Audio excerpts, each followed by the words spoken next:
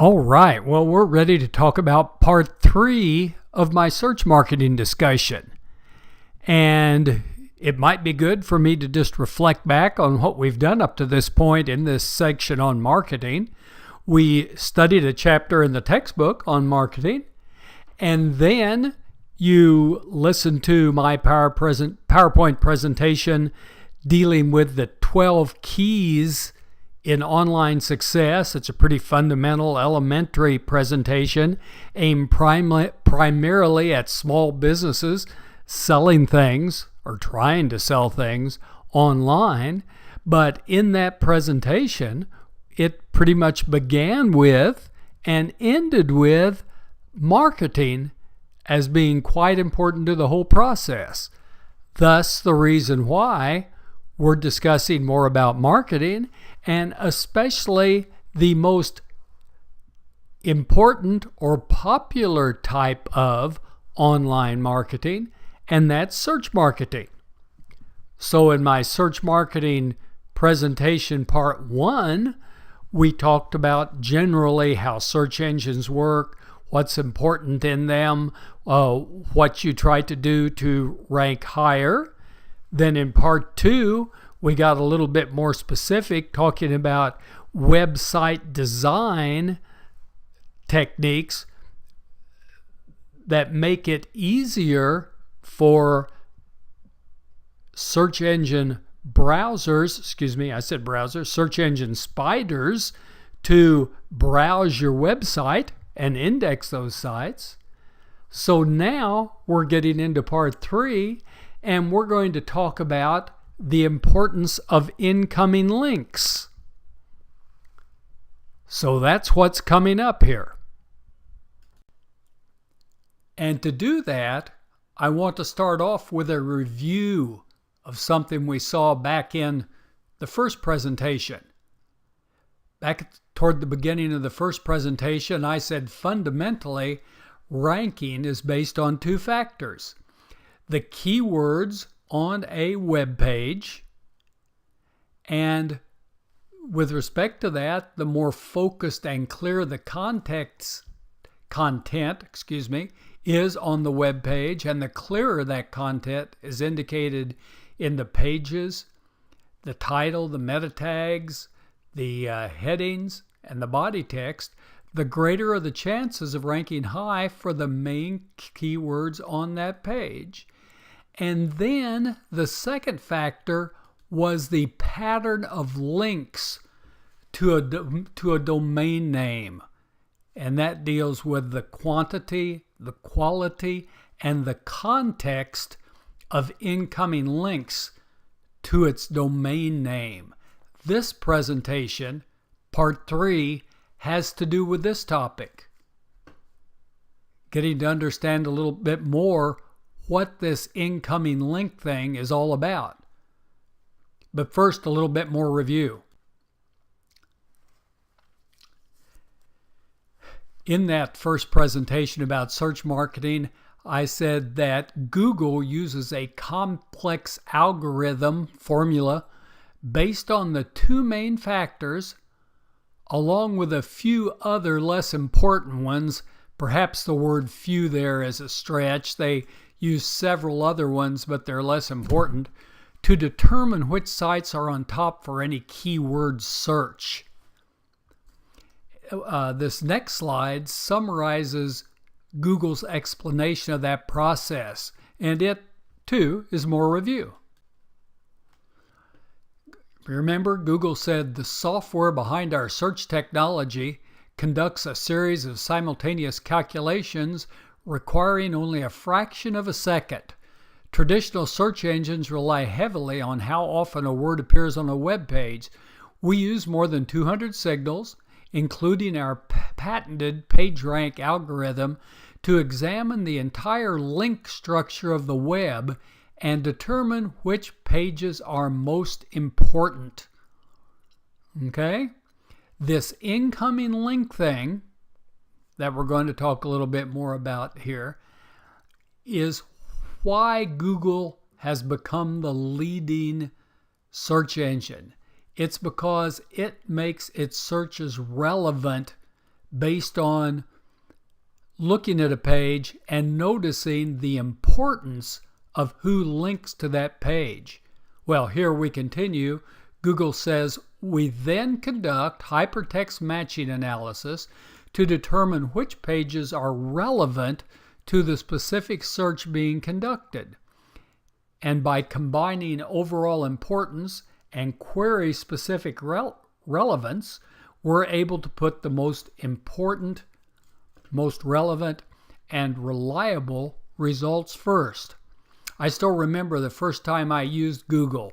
It was back in the late 1990s, I believe, and I'd been using other search engines that were available then. And somewhere I heard about Google.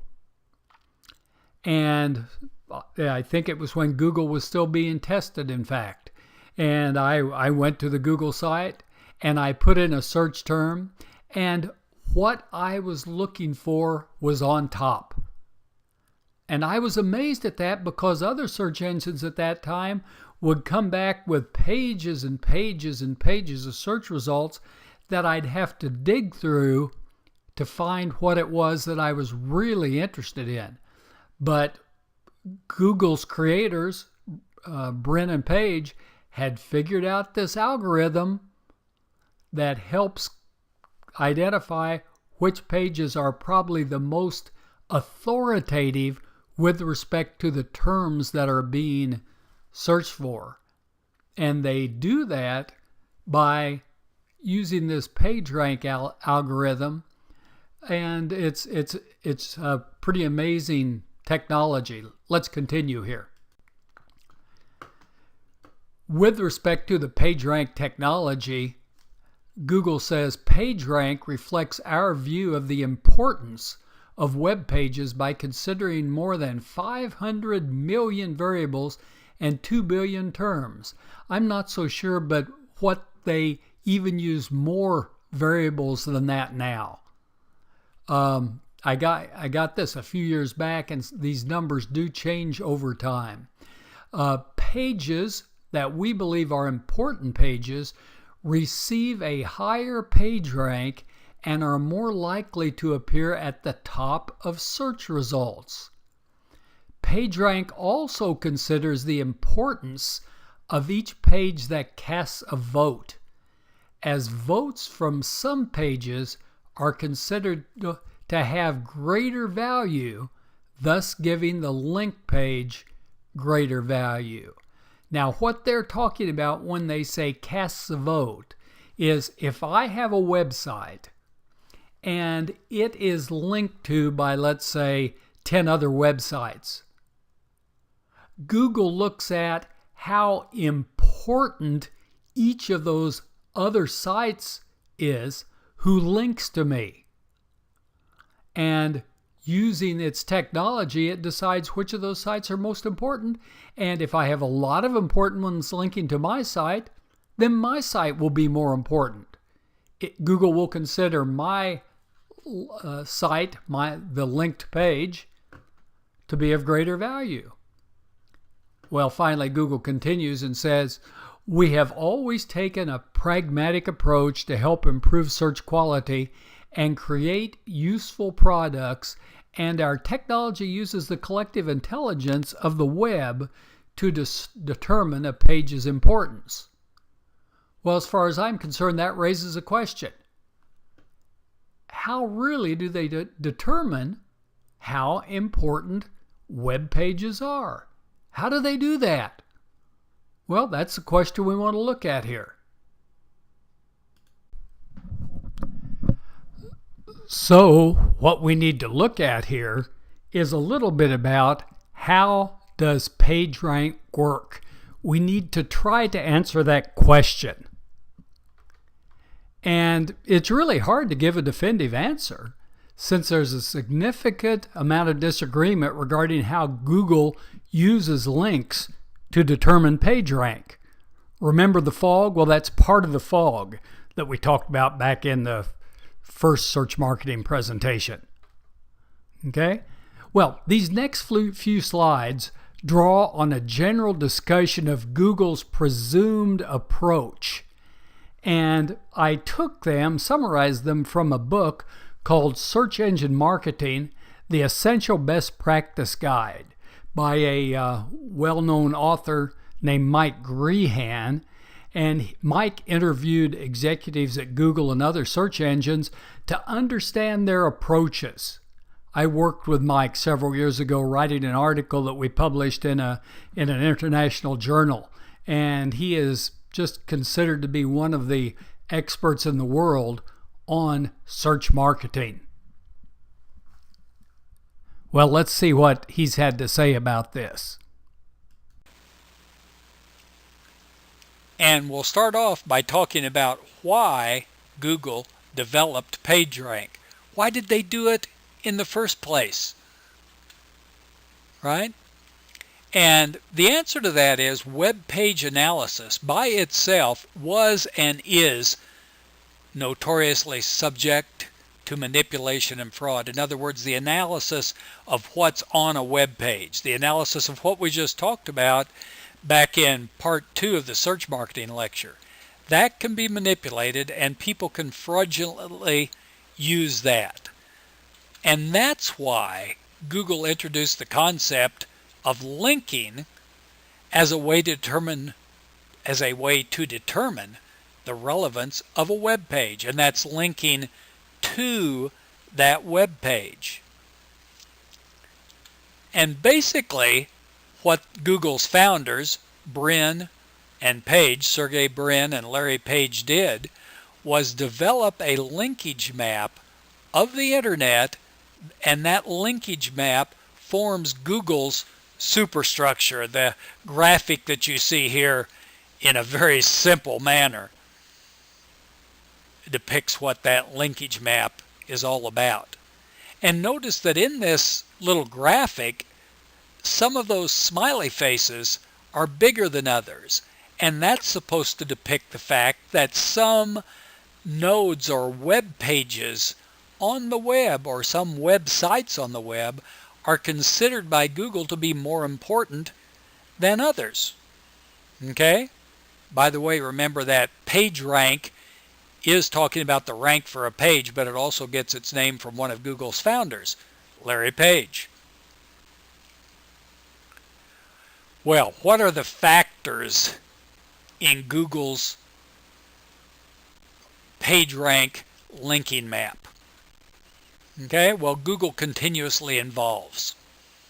It's continuously evolving.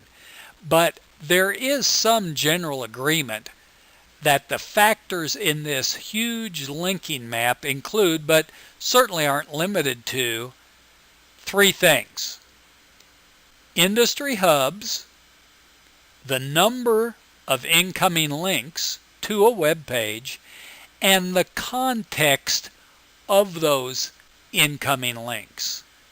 Industry hubs, number of incoming links, and the link context. And the next slides, the next 3 slides in fact, discuss each one of these factors. Okay? So let's look at those 3 factors one by one. Industry hubs, the number of incoming links, and link context. The first one is industry hubs.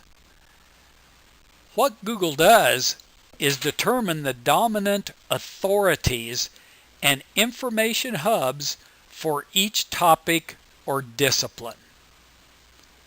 And usually, these are the sites with the most links to them. In other words, when somebody wants to know about some particular topic, the sites that have the most links to them are considered to be the dominant authorities. For example, apparently because of Dr. Wilson's Web Marketing Today's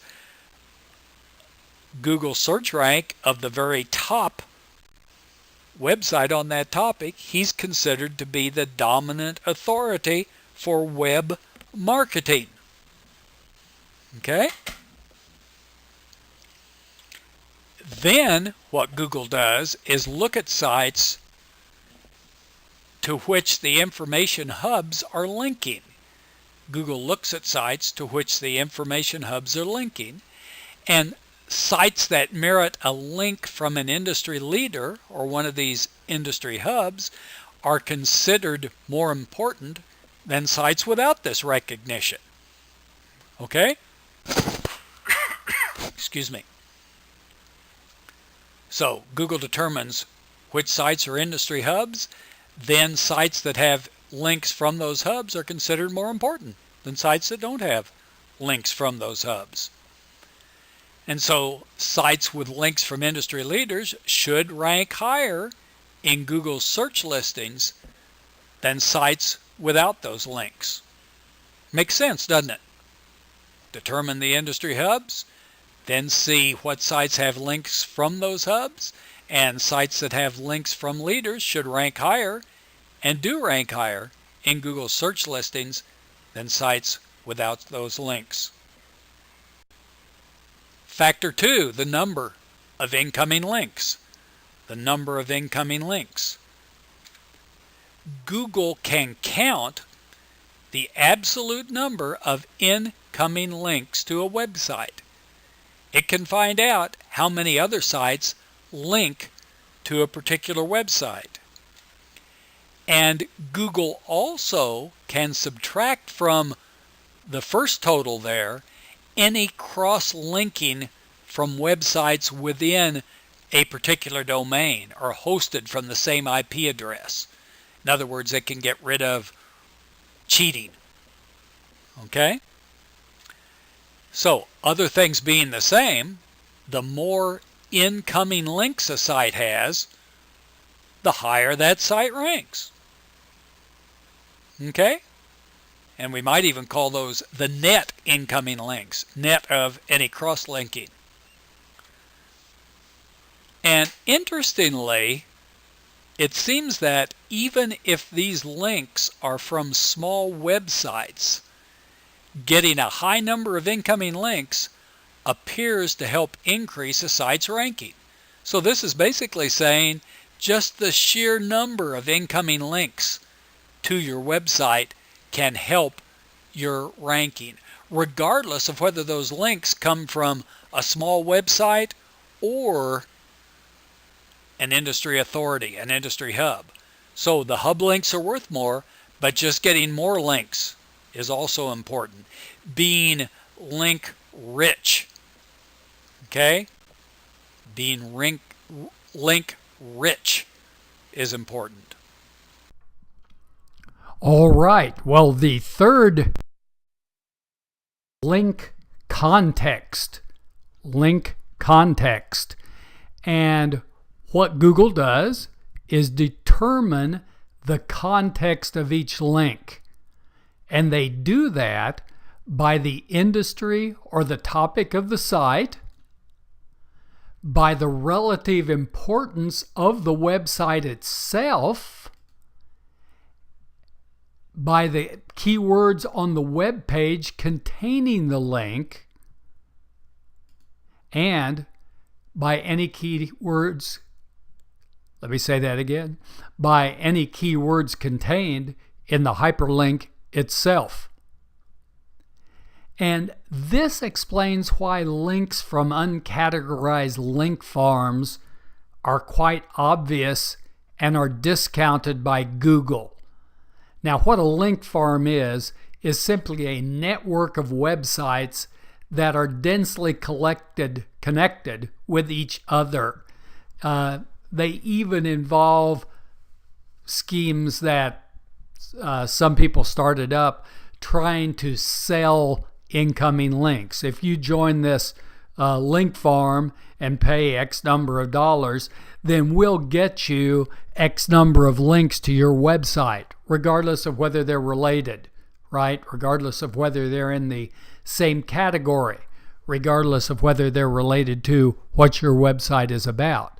Well, Google is smart enough to find link farms and discount them. And I might mention right now that Google gets smarter all the time. I'll have you read some articles later on about some of Google's most recent efforts to become smarter in lots of different ways. Okay, it's an article about pandas, penguins, and pigeons. Kind of interesting.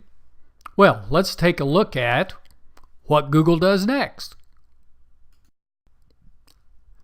Okay, well, what Google does then is it takes PageRank along with other linking information and provides weighting to each linking factor according to its own secret proprietary algorithm. Okay? It weights, how it weights is secret, proprietary. That means it's Google owned and it's Google secret.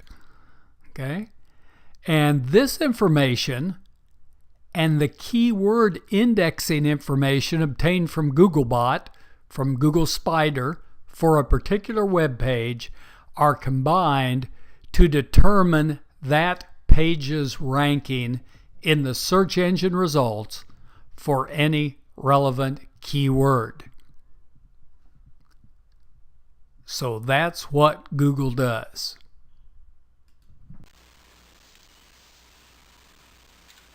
Okay?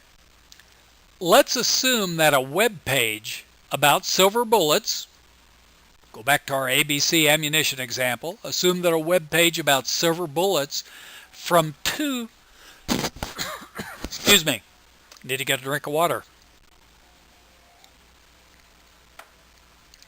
Let's assume that a web page about silver bullets from two different websites has been indexed, and for simplicity, let's assume that both are clearly focused on silver bullets. So now ABC Ammunition has a competitor. But each of these web pages is focused on silver bullets to the exact same degree in Google's mind. In other words, Googlebot went out there, spidered the web page, and it comes back and says, each of these web pages is about silver bullets. They each come from two separate websites, but each is exactly the same focus for silver bullets. Googlebot is sure that's the case. Given this, right, the web page with the higher Google PageRank, based on the pattern of linkages to that website, would rank higher than the web page with the lower PageRank. Okay? So we're assuming all the keyword stuff is the same for both of them. So we're saying now the one with the higher Google PageRank will rank higher in Google search engine results pages than the one with the lower PageRank. Okay? Also, if we assume that both the indexing and the PageRank are exactly the same, so now both are focused clearly on silver bullets, both have the same PageRank, then the relevance of the links, incoming links, determined by the hyperlink text and the appropriate synonyms on the pages that link to the page in question, would come into play, would help determine the PageRank. Okay? So it gets complicated, doesn't it? And whether we're talking about Google or some other search engine, they work this way to some degree or another. Remember, I'll talk about Baidu a little bit later. Before I go on and talk about two ways to find a page's PageRank, I want to mention that the previous slide ended by saying I'll talk about Baidu, which is China's leading search engine. I'm not going to do that.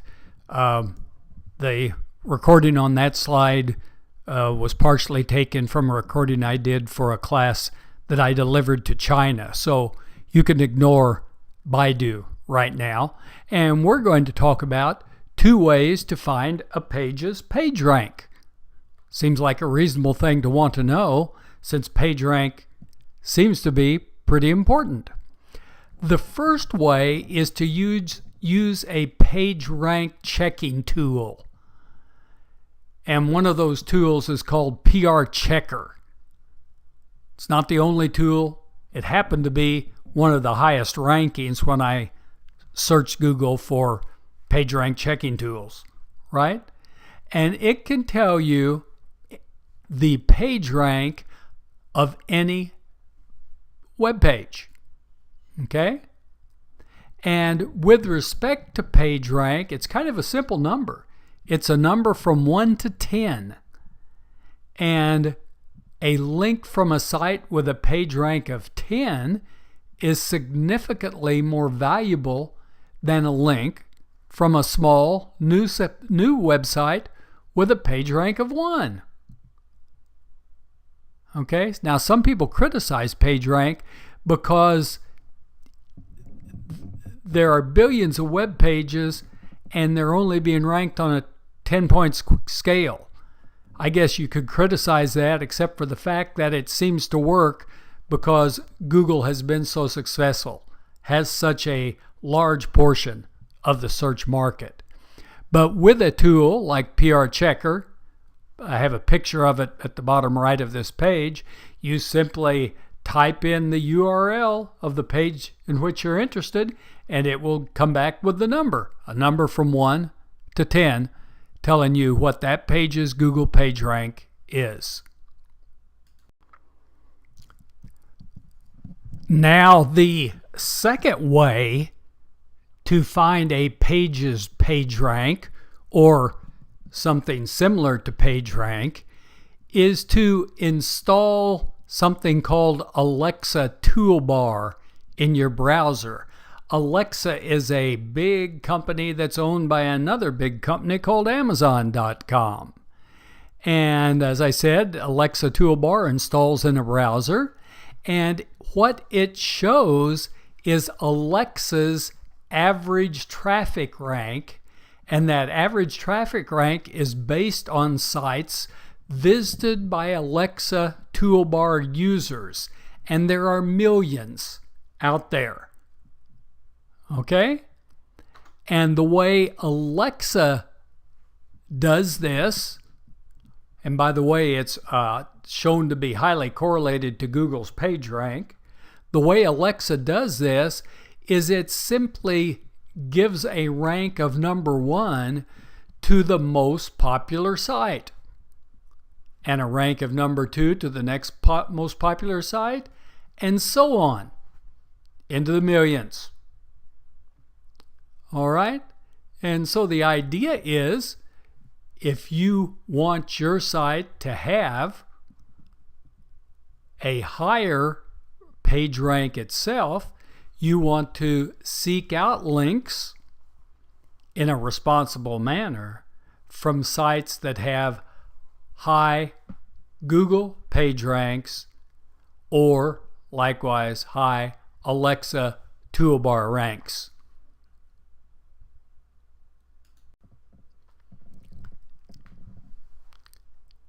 To secure incoming links, it would make sense that your website has to be popular. In other words, you have to have a reason for other sites to want to link to it. So that raises the question, how can I increase my website's popularity? Well, that topic is a really deep topic that can get very involved. So what we're going to do is, in part 4 of my search marketing presentations, we're just going to do a quick, what I call a flyover of 10 linking strategies that have been shown to help increase a site's link popularity and thus help it obtain the type of high quality links that increase Google PageRank. That's what's coming up next. I'll see you in part 4.